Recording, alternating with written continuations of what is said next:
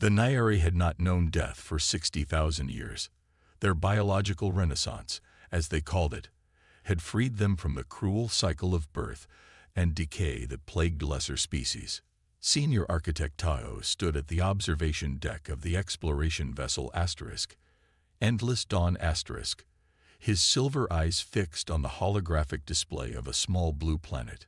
"Another life-bearing world," said Navigator Juwu, her voice carrying the measured calm of someone who had witnessed the birth and death of stars. "But this one has achieved technological advancement." Tahoe nodded. "The third such species we've encountered in this galactic arm. Their electromagnetic transmissions suggest a curious preoccupation with time." The data scrolled before them, human lifespans ranging from mere decades to barely a century. The Nyari explorers exchanged puzzled glances. How could any species achieve anything of value when their existence was so fleeting? "They're like mayflies," Tahoe mused, "born, reproducing, and dying in what would be a mere moment to us. Yet they've mastered nuclear fission within 10,000 years of developing agriculture." Juwu noted. "That's unprecedented. The Eternal Council would want to know more about these humans. Perhaps they might make interesting specimens for the archives of transient species, those civilizations that flared brilliantly before inevitably burning out." Tahoe moved his long, silver fingers across the control panel, zooming in on the blue planet's largest landmasses. The screen filled with images of human cities, their structures reaching toward the sky in a frantic, disorganized pattern that seemed to reflect their hurried existence. "Look at how quickly they build," he said. "No thought for beauty or lasting harmony, only function and speed." Juwu stepped closer. "I see something different. Look there." She pointed to landmarks, grand structures built centuries ago that still stood. "They create knowing it will never see the distant future of their works. There is something noble in that." Tahoe made a sound that might have been a laugh. In his 4,000 years, he had seen many species come and go. None had impressed him enough to change the fundamental Nyari view. Immortality was the ultimate evolutionary achievement. "The Council will send a research team," he decided. "I will recommend minimal contact. Their short lives make them unpredictable." But Science Officer Minho, who had been quietly analyzing the data streams, spoke up. "Their biological makeup is fascinating. Their cells are programmed to die, yet they fight against this limit with remarkable ingenuity. Their medical advances in just the last century suggest they might one day solve their mortality problem." "All species hope to defeat death," Tahoe dismissed. "None succeed." "We did," Juwu reminded him. "After millions of years of evolution," Tahoe said. "These humans are infants. They will be gone before they take their first true steps." The ship's sensors chimed, indicating a new data packet had been intercepted from Earth. Minho's eyes widened as he reviewed it. "They've detected us," he said with surprise. "Their primitive sensors shouldn't have that capability." Tahoe frowned. This was unexpected. By Nyari calculations, humanity should be at least 2 centuries away from developing technology that could detect their cloaked vessels. "Put it on screen," he ordered.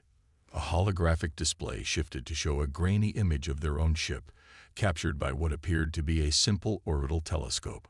Below the image was a message, broadcast on multiple frequencies in several Earth languages. "To the visitors observing our world," Juwu translated, "we extend greetings and welcome. Please respond if you receive this message." The 3 Nyari stood in silence. Protocol for underdeveloped species was clear: observe, document, and avoid contact until they reached appropriate technological maturity, typically defined as successful colonization of their own star system. "They are forward," Minho noted with what might have been admiration. "They are presumptuous," Tahoe corrected. "The Council will not approve of contact." But as they watched, more data flooded in. Earth's scientists were already theorizing about the ship's propulsion system with surprising accuracy. Military vessels were being deployed to higher orbits. Communication systems worldwide were focusing on their location. For such a brief-lived species, they move with remarkable haste, Zhu observed. Tahoe considered the situation. The standard observation mission had become complicated. If they left now, the humans would know they had been watched and might develop hostile attitudes toward future contact. If they stayed, protocol demanded they remain silent despite being detected. He made a decision that would later be marked as the first deviation from standard Nairi procedure in over 500 years. Prepare a response message, he told Zhu. Simple greeting only. No technological data, no mention of our nature. Minho looked shocked. The council will be informed after the fact, Tahoe finished. These humans have surprised us once. I wish to understand how before we depart. 3 days later, the Eternal Council received Tahoe's full report. His decision to respond had opened a limited dialogue with Earth's united scientific community. The humans had reacted not with fear, but with overwhelming enthusiasm and curiosity. They asked questions no young species should think to ask, Tahoe reported, about time, consciousness, the nature of reality itself. Their philosophers posed problems our own took millennia to consider. Council Elder Sanghun's expression remained impassive. You believe there is something exceptional about these humans. I believe they are worth studying more closely, Tahoe replied carefully. Their brief lives give them perspective we may have lost. Perspective, another elder questioned. Urgency, Tahoe clarified. They see problems and solve them immediately because they cannot afford to wait. While we might spend a century contemplating the perfect solution, they implement an imperfect one and improve it 10 times over in the same period. The council chambers fell silent as the elders communicated in the subtle way of those who had known each other for thousands of years. A slight shift in posture, a minimal change in expression. Finally, Elder Sanghun spoke. We will send a formal contact mission. You, Architect Tahoe, will lead it. Learn what you can from these brief-lived humans. Perhaps there is wisdom in their haste that our eternal patience has caused us to forget. As Tahoe bowed and departed, he wondered what the humans would think when they learned the truth about the Nairi. Would they envy their immortality? Or would they pity them for existing without the drive that comes from knowing time is limited? For the first time in centuries, Tahoe found himself genuinely curious about the answer. Dr. Minji Park couldn't stop staring at the alien delegate. Ambassador Hyunki of the Nairi stood nearly 7 feet tall, his silvery skin reflecting the conference room lights with a subtle iridescence. According to their own history, he was over 4,000 years old. We welcome Earth into the greater galactic community, Hyunki said, his perfect English delivered without emotion. Your species has accomplished much despite your temporal constraints. President Torres nodded diplomatically. We're eager to learn from your civilization, Ambassador. The first months of cultural exchange proved challenging. The Nairi moved with deliberate slowness, taking weeks to consider proposals that human diplomats expected to resolve in hours.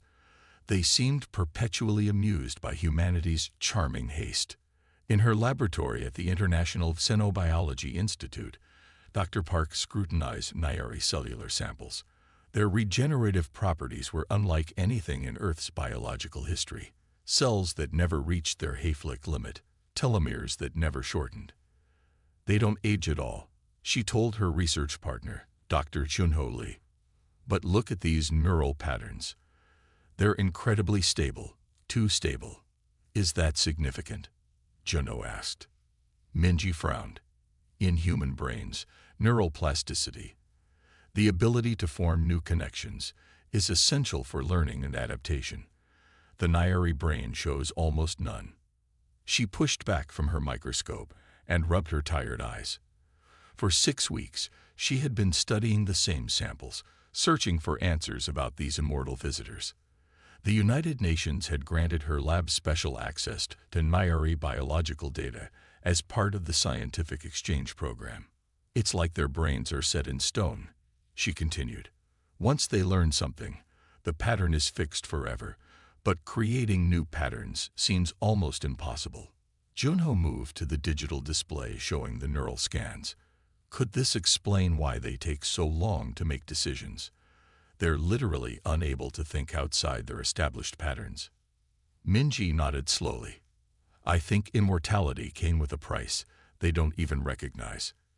The next day, Minji attended a cultural exchange meeting at the newly established Nairi embassy. The building itself reflected their nature, constructed from materials meant to last millennia, with no consideration for the surrounding architecture. Inside, everything moved at the Nairi pace. The meeting scheduled for 10 o'clock a.m. did not actually begin until nearly noon, as Ambassador Hyunki saw no reason to rush.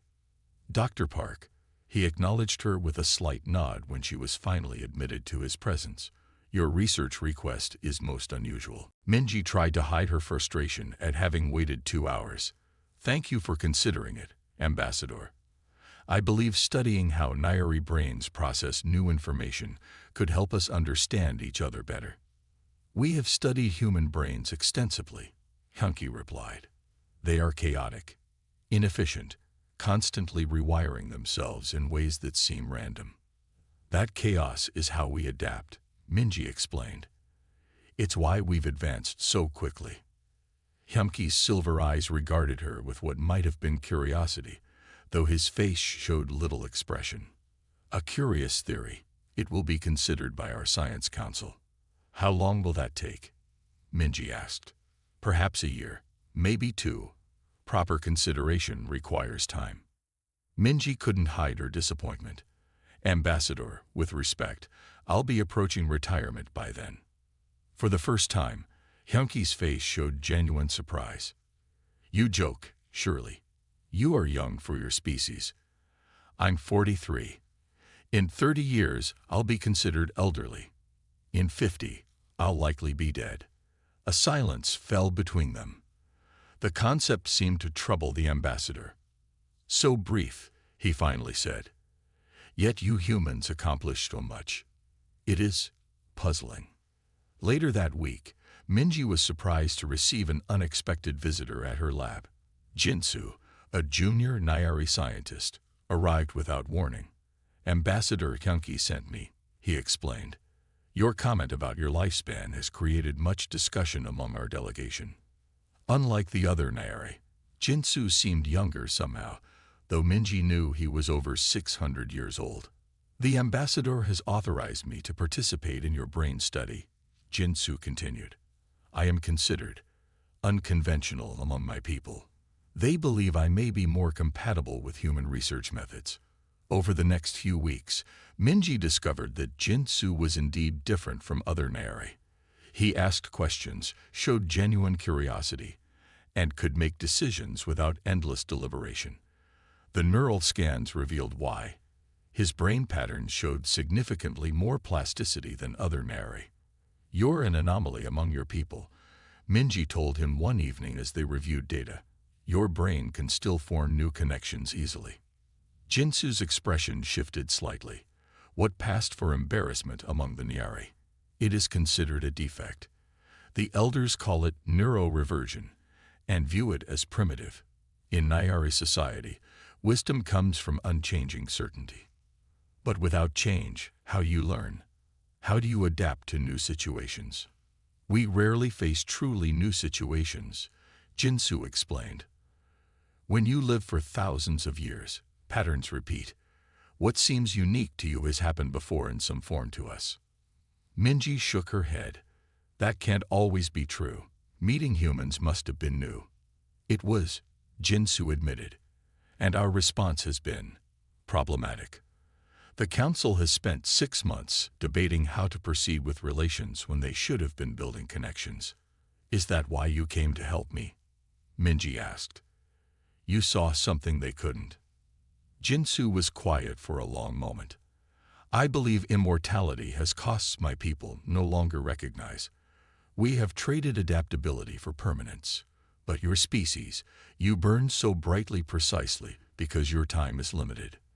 Their conversation was interrupted by an alert on Minji's phone. Breaking news. Protests had erupted outside the Nairi embassy. A group called Humans First was demanding access to immortality technology, claiming the Nairi were withholding it. This was inevitable, Jinsu said, his voice tinged with what might have been sadness. Every species we contact eventually demands immortality. None understand its true nature. Minji looked at the neural scans again, seeing them with new clarity. It's not just about living forever, is it? It fundamentally changes how you think, how you perceive reality. Yes, Jinsu agreed. After 1,000 years, time loses meaning. After 2,000, so does urgency. After 3, innovation becomes increasingly rare. We perfect what we know rather than seeking what we don't. As they watched the protests grow on the newsfeed, Minji realized the true challenge of this first contact. It wasn't about technology exchange or diplomatic relations. It was about two species with fundamentally different relationships to time trying to understand each other. We need to help people understand, she said finally. Immortality isn't just about living forever. It's about becoming something completely different than human. Jinsu's silver eyes met hers, and perhaps my people need to remember what we've lost in our endless journey. The fire that burns briefly also burns the brightest. They returned to their work, the human scientist and the immortal anomaly, each seeking to bridge an evolutionary gap that seemed almost impossible to cross. Outside, the world continued to react to the presence of immortals among them, with wonder, fear, envy, and hope, unaware that immortality itself might be both a gift and a prison. The joint human-Nairi outpost on Proxima Centauri faced catastrophe when its atmospheric regulators failed. Commander Do-Hyun Kim watched in frustration as the Nairi contingent debated the proper response protocol while oxygen levels steadily declined. With respect, he interrupted their deliberation. We don't have 3 days to reach consensus. We need action now. Senior Coordinator Tavo blinked slowly. Hasty decisions lead to errors. Our experience spans millennia. And in those millennia, how many actual crises have you faced? Do-Hyun challenged. The human engineering team had already implemented a temporary solution before the Nairi completed their discussion. Later, as the situation stabilized, Taho approached Commander Kim. Your species operates with remarkable urgency, he observed. When you might die at any moment, you learn not to waste time, Do-Hyun replied. Meanwhile, Dr. Park's research revealed something startling. The Nairi's immortality came at a tremendous evolutionary cost. Their neural pathways became increasingly fixed over time, making them progressively more resistant to new ideas or adaptation. They can't change, she explained to the UN Science Council. Their immortality has trapped them in psychological amber. The emergency alarms had stopped, but Commander Kim's heart was still racing. The temporary oxygen filtration system his team had rigged was working, but it wouldn't last more than 2 weeks. By then, they needed a permanent solution. He found engineer Subin at her workstation, hands deep in circuitry. How bad is it? He asked. Subin didn't look up. The main regulator core is completely fried. The backup systems failed because they were never designed to handle the radiation levels during the solar flare. We need a complete rebuild. Can we do it? With our current supplies? No. We need parts from Earth. Do-Hyun sighed. The next supply ship wasn't due for 3 months. What about the Nairi? Their ship has advanced technology. I already asked. They're considering our request. Subin's frustration was clear. They don't seem to understand that we're running out of time. Across the outpost, in what the humans called the slow room, the Nairi delegation continued their methodical discussion. 5 of them sat in a perfect circle, their silver eyes occasionally blinking in unison. Taho, the eldest of 4,221 years, spoke with measured precision. The humans have implemented a temporary solution without proper analysis. It is inefficient and potentially dangerous. They had no choice, said Jinsu, the youngest Nairi on the expedition. At only 612 years, he was considered barely an adult. Their bodies require consistent oxygen levels. Their haste is concerning. Another Maori commented. They modified critical systems without proper authorization. Because they would have died waiting for it, Jinsu replied. He had spent more time with humans than any other Maori, and had developed what his elders considered disturbing habits, like interrupting. Tahoe regarded him with the patience one might show a child. Death is their natural state. We must not judge their actions by our standards. Or perhaps we should, Jinsu challenged. Their mortality gives them advantages we've lost. The statement created a ripple of discomfort among the Maori. Such ideas bordered on heresy. Back on Earth, Dr. Minji Park presented her findings to the United Nations Science Council. The room was filled with the world's top scientists and government officials. The Nayari brain is a marvel of stability, she explained, pointing to the neural imaging on the screen. Their memories are perfect, their knowledge retention absolute, but this comes at a cost. She switched to a comparison of human and Nayari brain activity when presented with novel problems. The human brain lit up with activity across multiple regions. The Nayari brain showed minimal response. They literally cannot think outside their established neural pathways, she continued. The longer they live, the more fixed these pathways become. By the time a Nayari reaches 3,000 years old, their capacity to form new neural connections is almost zero. Are you saying they can't learn? Asked a councilman. They can accumulate knowledge, but they struggle to integrate it in new ways. Innovation, creativity, quick adaptation. These are increasingly difficult for them. An official from the military leaned forward. Is this a weakness we could exploit? Minji frowned.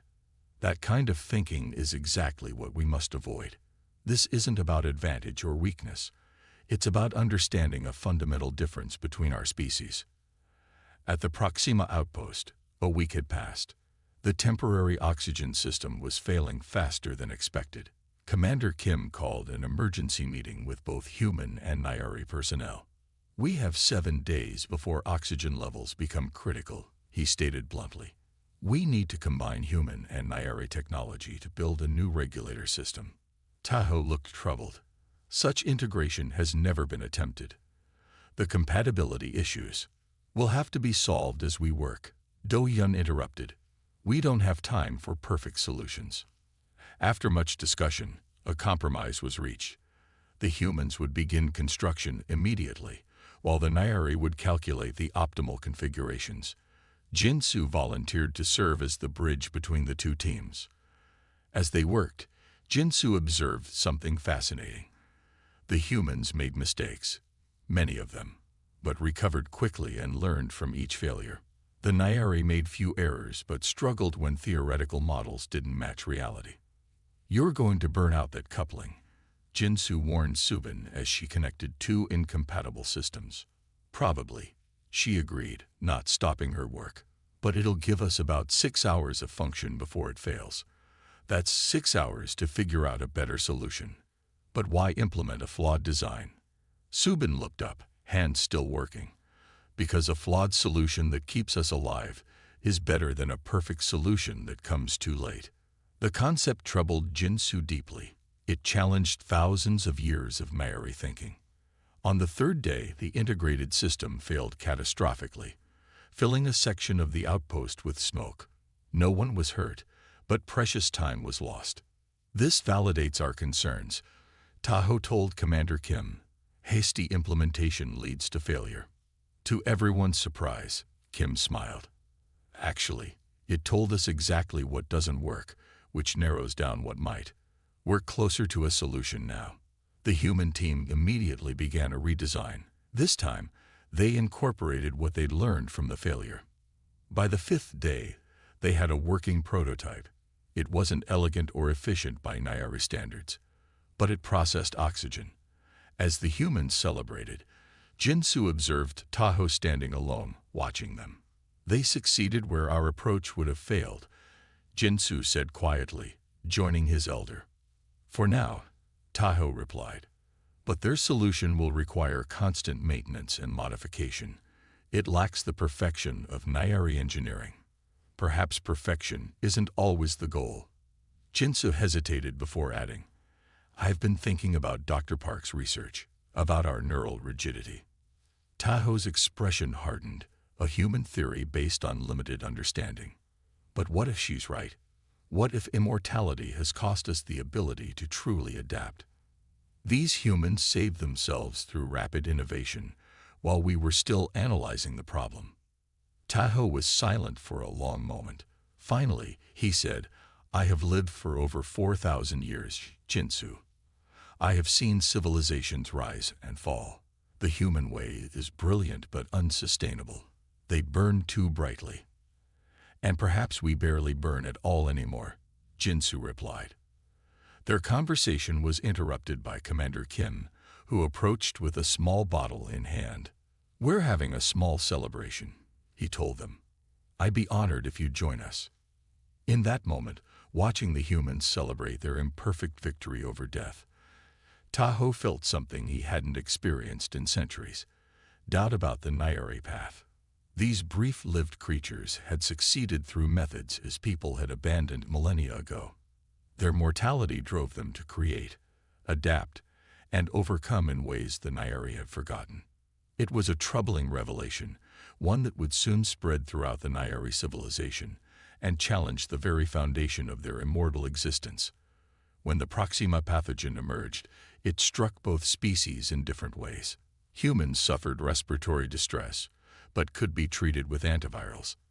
The Nairi, however, found their regenerative systems corrupted. For the first time in 60 millennia, they faced mortality. The pathogen exploits the very stability of your cellular structure, Dr. Park explained to Ambassador Hyunki, whose once silvery skin had dulled to gray. Your inability to mutate, the very thing that grants your immortality, prevents you from developing resistance, while your species' constant cellular death and replacement allows for adaptation, Hyunki concluded. Ironic. In the quarantine zone, Dr. Park worked alongside Nairi biologist Suman to develop a treatment. Humans recovered naturally within weeks, their immune systems adapting through countless generations of cells. The Nairi continued to deteriorate. We were so certain our path was superior, Suman confessed, her voice weakening. We watched countless species rise and fall, believing ourselves above nature's cycle. Evolution isn't about perfection, Minji replied gently. It's about adaptation. The quarantine facility on Luna Base had not been designed to house Nairi patients. The silver-skinned beings required different atmospheric conditions, and their tall frames didn't fit standard medical beds. But the emergency had forced improvisation. Now 57 Nairi lay in hastily modified chambers, their once perfect bodies showing signs of decay. Dr. Minji Park hadn't slept properly in days. Dark circles framed her eyes as she studied tissue samples from Ambassador Hyunki.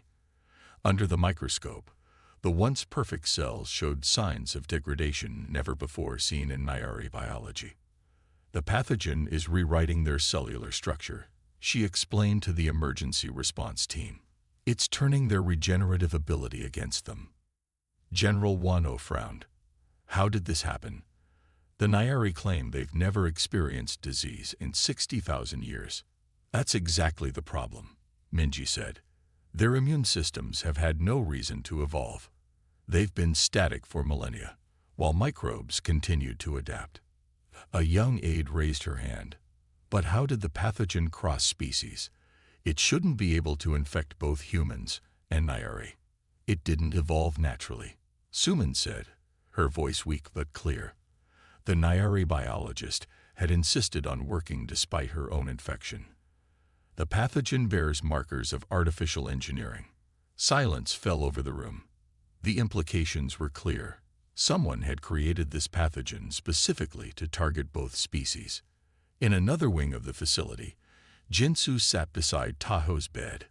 The elder Nairi's silver skin had faded to ashen gray, with patches turning almost black where cellular death had begun. The Eternal Council is in disarray, Jinsu reported. Many elders refuse to believe this is happening. They claim the reports are exaggerated. Tahoe's eyes, once bright silver, had clouded. They cannot comprehend our mortality because their minds lack the flexibility to accept new realities. He paused, his breathing labored. I was like them until recently. Dr. Park believes she can develop a treatment, Jinsu said, trying to sound hopeful. The humans are sharing all their immunological research. Even if she succeeds, the Nairi will never be the same, Tahoe whispered.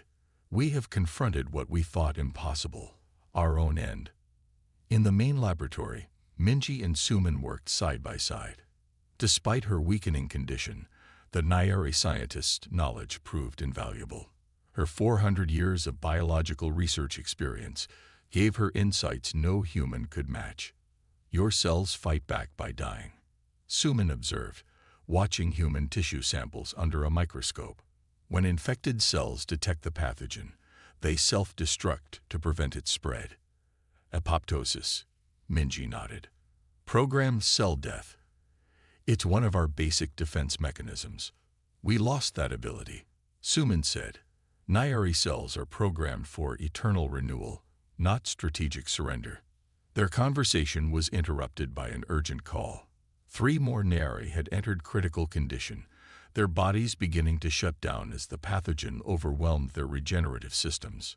As Minji rushed to help, she passed a window overlooking the human ward. Most patients were already recovering, their bodies naturally fighting off the infection. A few had died, mostly elderly or those with compromised immune systems, but the majority would survive. The contrast was stark. Humanity's weakness, their mortality, had become their greatest strength. That night, working through exhaustion, Minji had a breakthrough. She hurried to Suman's bedside, where the Nairi scientist was now confined. Your cellular structure is too perfect, Minji explained, displaying data on her tablet. A pathogen exploits that perfection.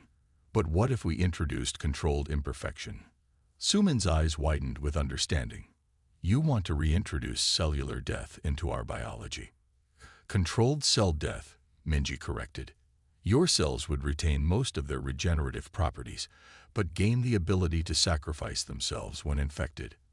It would mean the end of true immortality, Suman said quietly. But the beginning of adaptability, Minji countered. Your species could survive this pathogen and any future threats. The treatment was experimental and dangerous. It required rewriting fundamental aspects of Nairi biology, introducing controlled mortality into a species that had evolved beyond death.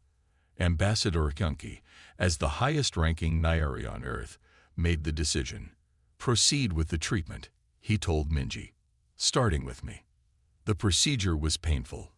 Hyunki's body fought against the changes as Minji's serum triggered genetic alterations. For hours, he convulsed as cellular death. Something his body had never experienced began occurring throughout his system. Outside the treatment chamber, General Wano received troubling news. We've identified the source of the pathogen, his intelligence officer reported. It originated from a human facility. Terrorists? Wano asked. Scientists, a group called Evolutionary Balance, believed the Nairi represented a threat to natural order. They created the pathogen as a correction. Wonho's face darkened. Have they been apprehended? Yes, sir. But they claim they've released other engineered pathogens targeting the Nairi. They believe immortality is an evolutionary dead end that threatens all life. Inside the treatment chamber, Hyunki finally stabilized. His skin remained gray, but the blackened areas had stopped spreading. Minji's readings showed the pathogen receding as newly programmed cell death eliminated infected tissue. It's working, she told Suman, who watched from her bed. His body is learning to fight back. By accepting death, Suman murmured.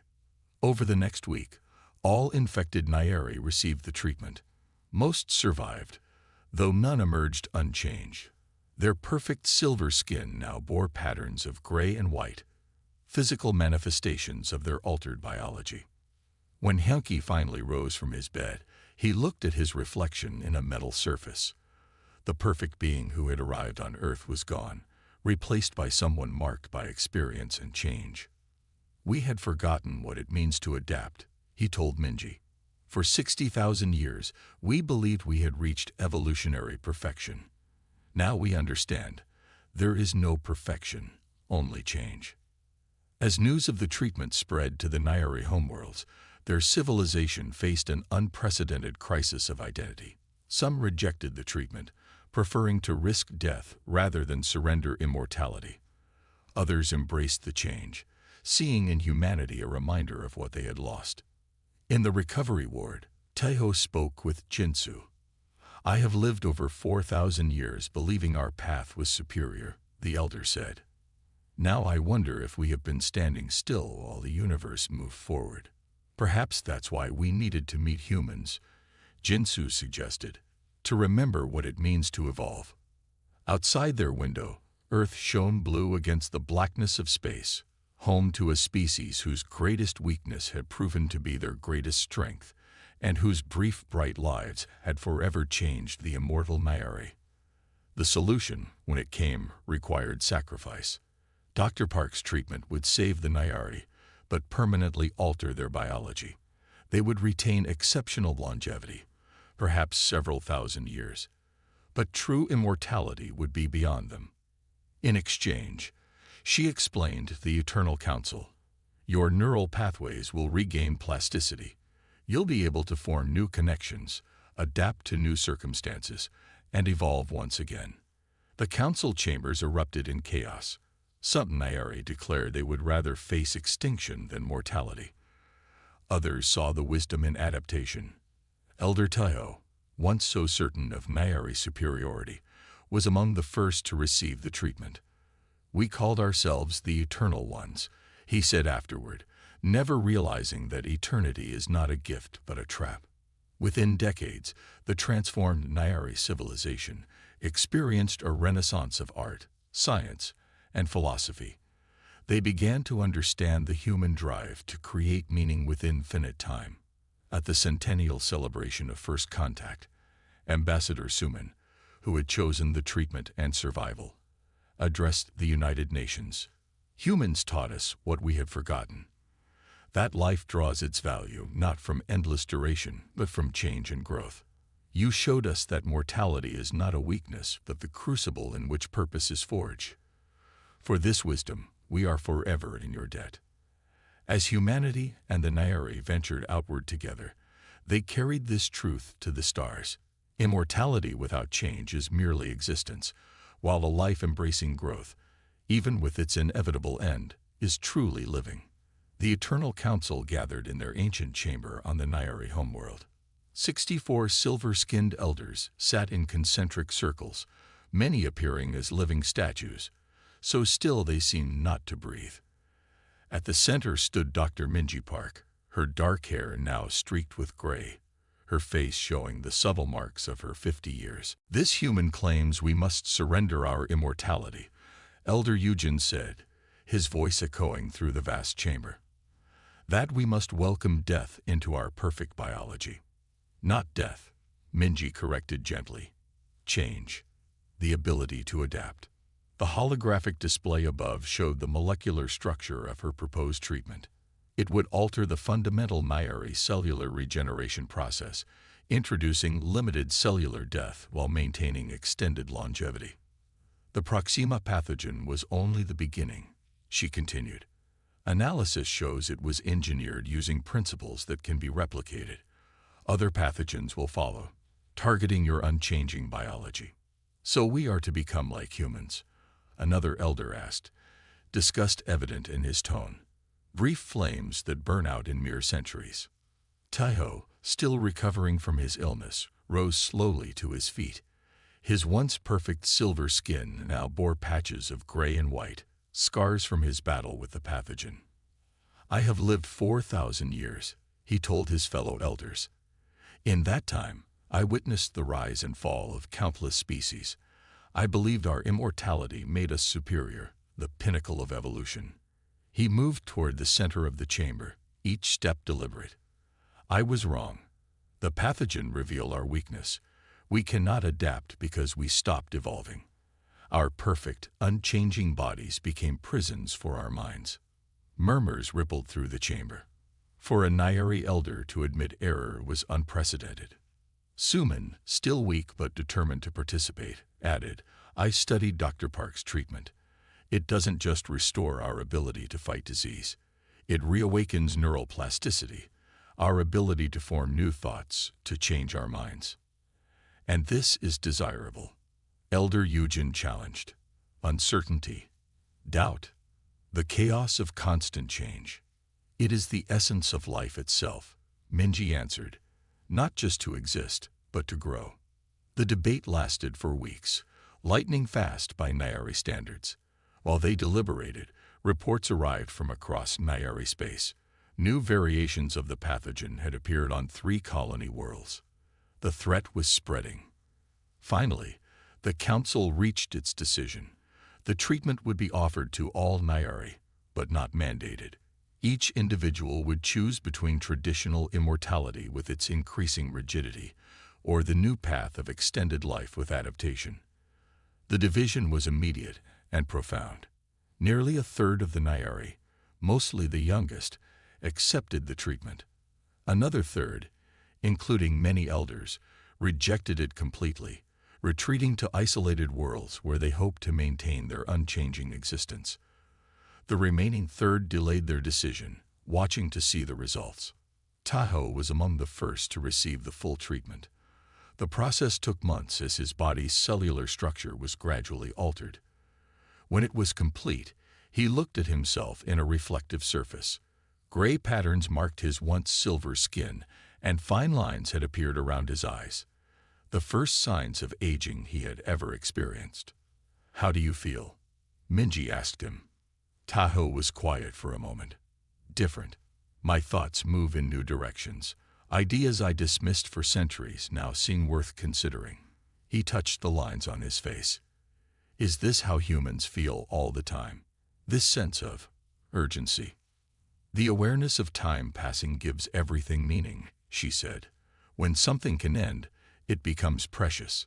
5 years later, the changes among the treated Nairi became impossible to ignore. They moved faster, spoke more directly, and began creating art and music unlike anything in their ancient culture. They formed new communities, built structures that prioritized innovation over permanence, and began actively collaborating with humans on scientific projects. Jinsu, who had enthusiastically embraced the treatment, established the first Nairi Human Research Institute on Mars. "We have thousands of years of knowledge," he explained at the opening ceremony. "Humans have the creativity to apply it in ways we never imagined.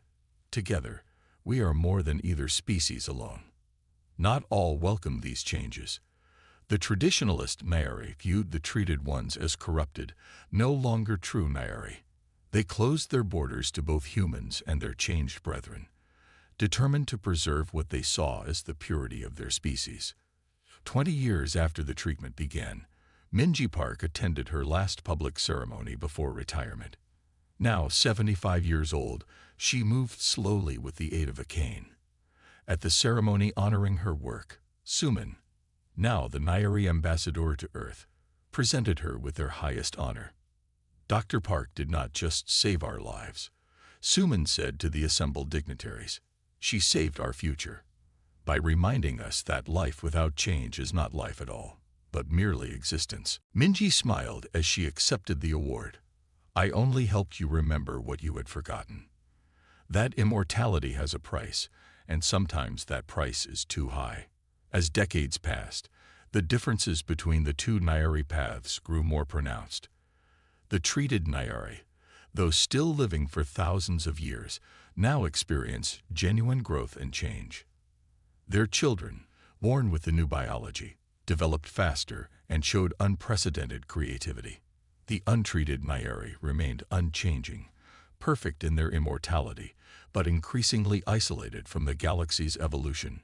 Some eventually reconsidered, seeking the treatment as they witnessed the renaissance among their changed brethren.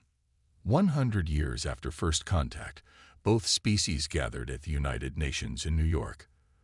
The humans present were the great-grandchildren of those who had first met the Nayari. But Ambassador Suman, though now bearing the marks of a century's passage, was the same individual who had helped forge the relationship between their peoples. Humans taught us what we have forgotten, she told the assembly, her voice strong despite the century behind her. That life draws its value not from endless duration, but from change and growth. You showed us that mortality is not a weakness, but the crucible in which purpose is forged. For this wisdom, we are forever in your debt. In the audience sat Tayo, his once solid silver skin, now a complex pattern of silver, gray, and white.